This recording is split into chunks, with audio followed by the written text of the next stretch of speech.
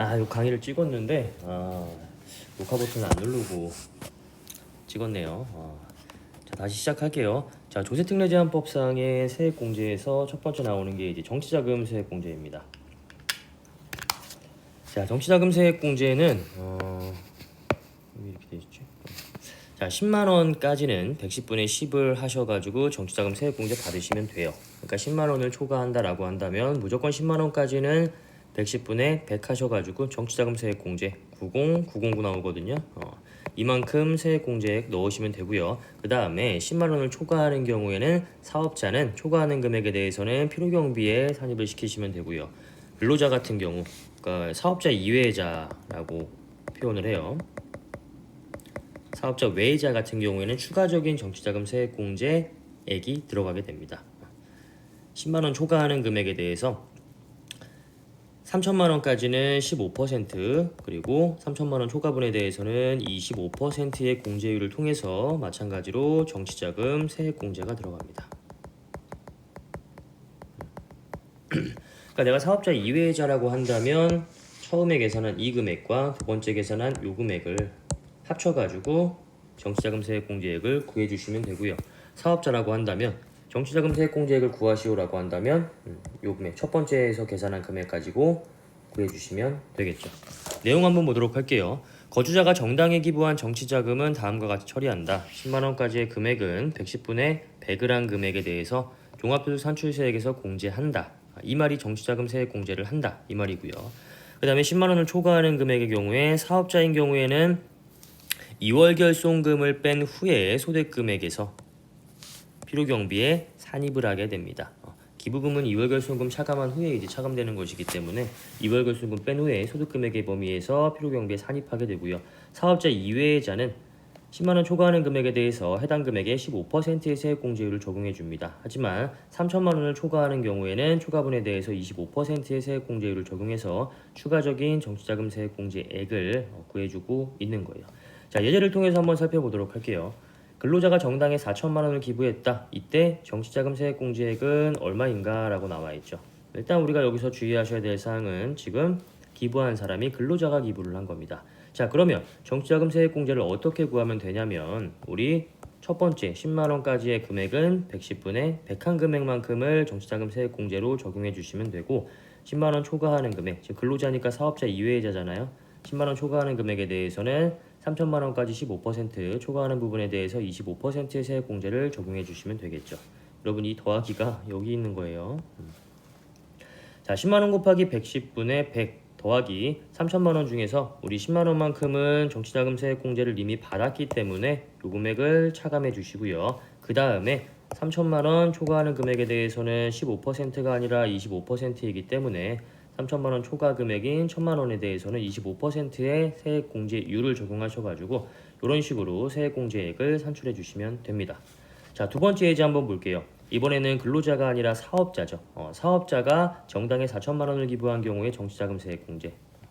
자, 사업자인 경우라고 나오고 정치자금 세액공제를 적용을 했는데 이 사람이 기부한 금액이 10만 원이 초과된다라고 한다면 정치자금 세액공제액은 그냥 무조건 90909입니다. 10만 원까지는 110분의 100이기 때문에 이거 오타입니다, 여러분. 110분의 100. 나머지 10만 원 초과하는 금액에 대해서 10만 원만큼은 이미 우리가 정치자금 세액공제를 받았기 때문에 이 10만 원 초과하는 금액에 대해서는 필요경비에 산입을 해주고 있는 거고요.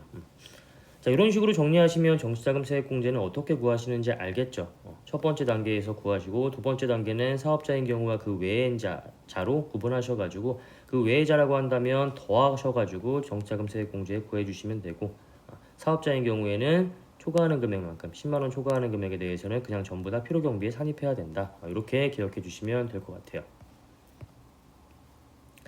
자, 그 다음에 월세 세액공제입니다. 공제 대상자를 보시면 과세기간 종료 1년제의 무주택 세대주여야 됩니다. 주택이 없는 사람이고 세대주여야 돼요. 당연하죠. 우리가 뭐 주택이 엄청나게 많은 사람이 주택을 다 임대를 내주고 본인이 이제 따로 월세를 살고 있다라고 하는 경우에는 공제 대상이 아니에요.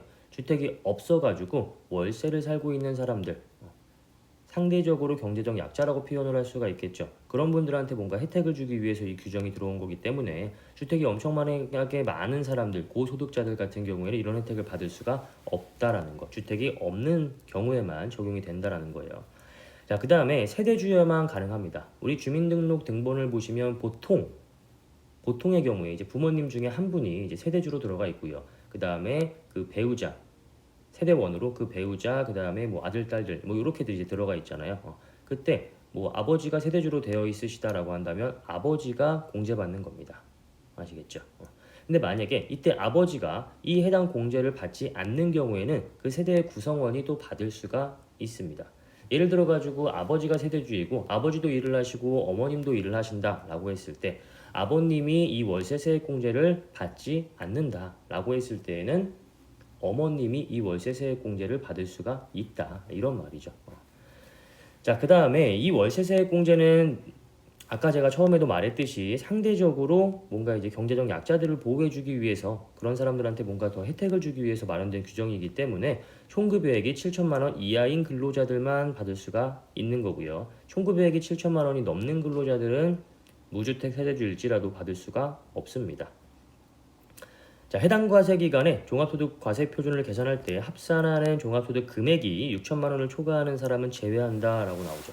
총급여액이 7천만 원 이하이더라도 이런 경우가 있겠죠. 자, 이거는 여러분들 취지가 경제적 약자한테 혜택을 주기 위해서라고 했었어요. 그렇기 때문에 근로소득에 대한 총급여액이 7천만 원이 안 되는 경우에 예를 들어서 뭐 2천만 원이라고 해볼게요. 근데 이 사람 사업소득도 있어가지고 사업소득에 대한 소득 금액이 예를 들어가지고 뭐 1억 원이래요. 상대적으로 경제적 약자라고 할 수는 없잖아요. 그렇죠? 그렇기 때문에 일단은 근로소득 가지고 7천만 원 이하인지 여부를 따지겠지만 다른 소득이 있다라고 한다면 이 소득을 모두 합친 종합소득금액을 가지고 그 종합소득금액이 6천만 원이 초과되지 않는 사람에 한해서 이 월세세액공제를 적용해주겠다. 금액 기준은 두 단계로 생각하시면 돼요. 첫 번째 단계가 근로소득만 가지고 일단 따져보고 이거를 만족하지 못한다라고 한다면 그냥 아예 못 받는 거고요. 이걸 만족한다라고 하면 두 번째로 다른 소득이 있는지 살펴보고 그렇게 해서 합쳐진 종합소득 금액이 6천만 원을 초과한다라고 한다면 못 받게 되는 거고 6천만 원 이하다라고 한다면 드디어 이제 월세세액 공제를 받을 수가 있게 되는 것이겠죠. 자, 그리고 세액 공제를 보시면은 한도가 나와 있습니다. 연 750만 원이에요. 연 750만 원이면 우리가 이거를 12로 한번 나눠보면 62만 5천 원이 나옵니다. 그러니까 월세가 한 달에 62만 5천 원인 경우에 12개월 동안 우리가 이제 월세를 납입을 했다라고 한다면 전액을 다 받을 수가 있는 거고요. 월액이 62만 5천 원을 넘어가게 되는 경우에는 받지 못하게 되는 거예요. 뭐 예를 들어 가지고 7월 1일부터 우리가 12월 31일까지 이렇게 이제 월세를 살았다. 그런 경우에는 750만 원 나누기 12를 하게 되면은 750만 원 나누기 6을 하게 되면은 125만 원이잖아요. 뭐 이런 경우에는 해당 과세연도에는 받을 수는 있겠지만 다음 과세연도부터는 받지 못하게 되겠죠. 어쨌든 한도는 연 750만 원이고요. 왜냐면 또 무주택 세대주일지라도 아니 지금 뭐 예를 들어 가지고 이런 경우죠. 만약에 도끼 아시죠 여러분들? 도끼. 이 도끼가 만약에 뭐 근로소득자라고 한번 가정을 해본다라고 하면 뭐 1, 2내외가 법인이라고 한다면은 도끼도 근로소득자가 되는 거거든요. 그러면 이 도끼도 이 월세세액 공제를 받을 수가 있어요. 이러한 제한이 없다라고 한다면 그렇죠? 그렇게 7천만 원 이하다라고 한다면 근데 이 사람 돈 엄청나게 많이 버는데 이런 것까지 다 그렇게 되게 비싼 그런 집에서 월세 엄청 많이 내고 살고 있는데 그런 사람들한테까지 우리가 공제를 해줄 필요는 없는 거잖아요. 그렇죠? 그렇기 때문에 이 연에 대한 한도가 있다라는 거 기억해 주시고요. 월세 세액 공제액은 기본적으로 10%의 세액 공제율을 적용을 하고 있습니다. 하지만 총급여액이 7천만 원보다도 더 낮은 5,500만 원 이하다라고 한다면 더불어서 종합소득 금액이 4천만 원 이하다라고 한다면 그러면 12%의 공제율을 적용을 해주고 있습니다. 자, 그래서 월세세액 공제를 이렇게 이제 여러분들이 정리를 하시면 될 것 같고요. 자, 그 다음에 세 번째로 나오는 게 성실사업자에 대한 의료비, 교육비 그리고 월세세액 공제입니다. 조세특례제한법상의 성실사업자 또는 성실신고 확인 대상 사업자로서 성실신고 확인서를 제출한 자가 공제 대상 의료비 교육비를 지출한 경우에는 15%에 해당하는 금액을 공제를 해주겠다라는 내용이고요. 월세 세액 공제도 마찬가지예요. 종합소득 금액이 6천만 원. 왜냐면 얘네들은 근로자가 아니니까 첫 번째 요건인 총급액 7천만 원 이하인지를 따질 필요가 없겠죠. 사업자들이기 때문에. 그렇기 때문에 바로 두 번째 요건인 종합소득 금액이 6천만 원을 초과하는지 여부를 따지셔가지고 종합소득 금액이 6천만 원 이하인 자다라고 한다면은 아까 우리가 봤던 대로 10%의 금액을 공제를 해주고요. 그 다음에 두 번째 종합소득 금액이 4천만 원 이하이다라고 한다면 12%의 공제율을 적용해 주겠다. 단 해당 월세액이 750만 원을 초과하는 경우에 초과하는 금액은 없는 것으로 한다. 월세 세액 공제도 이 위에 대한 내용과 똑같습니다. 단지 근로자가 아니기 때문에 총급여액에 대한 어떤 그런 규제를 적용을 받지 않는다 뿐이지 종합소득 금액에 대한 규제 그리고 월세 세액 공제에 대한 율까지도 모두 다 같게 되는 거예요. 요거 그대로 들어가 있죠. 요거 똑같다라고 생각을 하시면 됩니다. 자, 그 다음에 전자신고세액 공제입니다. 납세자가 직접 홈택스라고 있어요. 여러분 홈택스 사이트에 여러분들이 나중에 근로자가 되던 사업자가 되던 어쨌든 경제활동을 통해 가지고 돈을 벌게 된다라고 한다면 여러분들은 홈택스를 통해 가지고 전자신고 방법으로 신고를 홈택스를 통해 가지고 가입을 하시게 됩니다. 홈택스에 가입을 하시면은 이제 여러 가지 이제 여러분들의 그 세금적인 이런 그 조회를 여러분들이 이제 할 수가 있겠죠. 그 사이트를 통해 가지고 내가 직접 신고를 한다. 납세자가 그 아이디로 로그인을 하셔가지고 직접 이제 그 가이드가 있거든요. 그거에 따라 가지고 직접 신고를 하게 되면 세액 공제 2만 원을 빼주게 됩니다. 자, 그 다음에 세액 감면 공제액의 산출세액 초과 시의 적용 방법입니다. 보험료, 의료비, 그리고 교육비, 그리고 월세 세액 공제. 기본적으로 이 네 가지의 경우에는 원칙적으로는 근로자들만 받을 수가 있기 때문에 근로소득에 대한 종합소득 산출세액을 초과하는 경우에는 없는 것으로 본다. 이러한 내용입니다. 그러니까 여러분들 산출세액이 예를 들어 가지고 뭐 근로소득도 있고 기타 소득도 있었다. 이것에 대한 게 1000, 뭐 200. 이 정도의 소득 금액이 있었다라고 가정을 했을 때 그에 대한 산출세액이 산정이 될 거잖아요. 뭐 100이고 20이라고 쳐볼게요. 자, 이랬을 때 우리가 이제 여기서의 세액공제를 한번 적용해 봤는데 세액공제가 얼마가 나왔냐면은 110이 나왔다라고 가정을 해볼게요.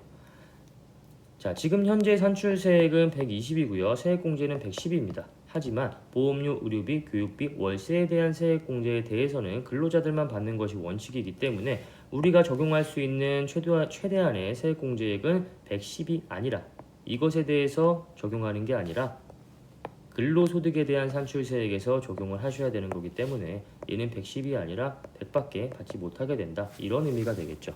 자, 그리고 두 번째로 자녀세액공제, 연금계좌세액공제, 특별세액공제, 정치자금세액공제, 우리사주조합 기부금에 대한 세액공제의 합계액이 밑에 나와 있는 공제기준 산출 대상을 산출세액을 초과하는 경우에 그 초과하는 금액은 없는 것으로 한다라고 나와 있는데 여러분들 요거는 그냥 말문제용으로만 대비해 두시면 될 것 같아요.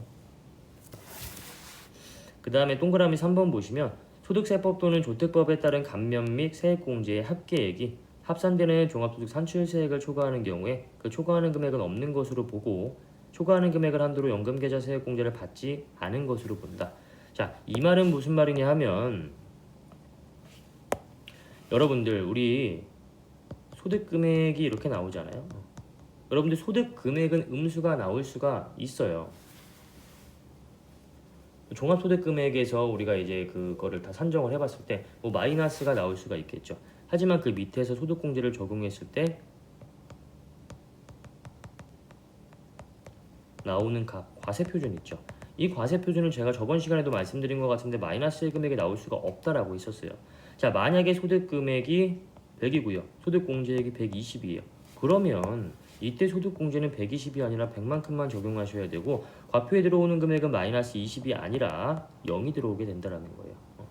이 과세표준 이하에서의 어떤 세액계산 구조에서는요. 그에 대한 결과값이 마이너스가 절대로 나올 수가 없습니다.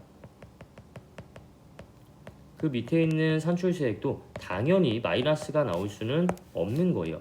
여기에 들어올 수 있는 최대한의 값은 0입니다. 그래서 합산되는 종합소득 산출세액을 초과하는 경우에는 이 세액감면이나 세액공제를 적용을 했을 때 이것을 초과하는 경우에는 받을 수가 없다. 이런 말입니다.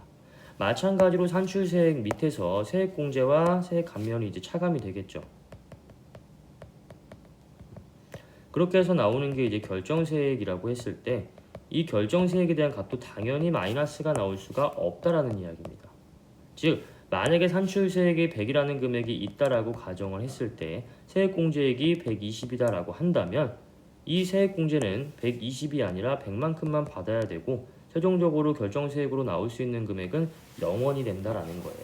마이너스의 금액은 될 수가 없다라는 이야기하고 있는 겁니다. 즉 세액공제와 감면의 합계액이 산출세액을 초과하는 경우에는 그 초과하는 금액인 20만큼은 없는 것으로 보겠다. 이러한 내용이죠. 다시 한번 강조하지만 과표 밑에 나오는 값들은요. 결과값들은 마이너스의 금액이 나올 수가 없습니다.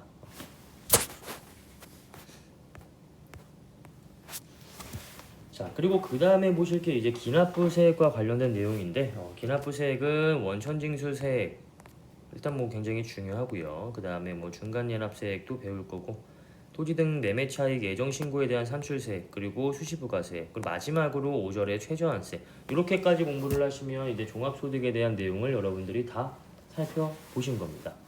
그래서 우리 요거는 다음 주가 이제 보강주인데 그 보강주에 한 30분 내외로 해서 짤막하게 올라가게 될 거예요. 그래서 요거 보시면서 다음 주에 정리를 하시면 될 것 같고요. 30분 내외로 짤막하게 다음 주에는 수업을 하고 그 다음에 이제 기말고사에 대한 내용을 조금 공지를 해드릴 거고요. 그리고 이제 이번 학기에 대한 수업을 마무리하게 될 거예요. 자 여기까지 보시고요. 이번 주 강의는 마무리하도록 하고요. 다음 주에 뵙도록 할게요. 수고하셨습니다.